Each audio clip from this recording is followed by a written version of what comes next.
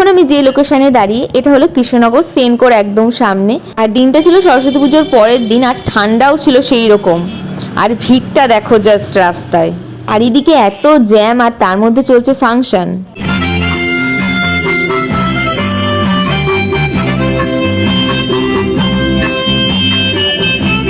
প্রথমেই যাচ্ছি কৃষ্ণনগর দেবনাথ স্কুলের ঠাকুরটা দেখতে, এরপর সোজা ঢুকে পড়লাম ক্লাসরুমের ভেতরে। আর এখানে দেখো পথের পাঁচালীর পুরো স্টোরিটাকে এখানে ডেসক্রাইব করা আছে। এই যে পথের পাঁচালীর মেন ক্যারেক্টার অপু দুর্গা। আর এখানে বাচ্চারা দেখো কি সুন্দর করে ডেকোরেশন করেছে, আর নিজের হাতে আঁকা পেন্টিং দিয়ে পুরো ডেকোরেশন করা। এখানে দুটো প্রতিমা, একটা আর্টের প্রতিমা আর একটা হচ্ছে সোলার কাজের প্রতিমা। আর এই যে আমি আর বুনু এখানকার ঠাকুর দেখে এরপর আমরা প্ল্যান করছি যে নেক্সট কোন মণ্ডপে আমরা যাব।